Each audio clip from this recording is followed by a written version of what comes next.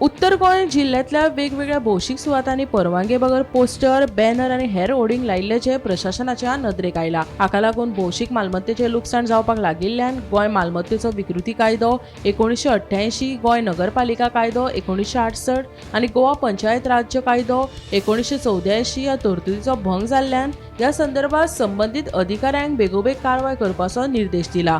तांच्या अधिकार क्षेत्रातले सगळे बेकायदेशीर पोस्टर, बॅनर, होर्डिंग आणि वंटीचेर बरयल्ले बरप काडून उडोवपाचे आदेश दिल्यात।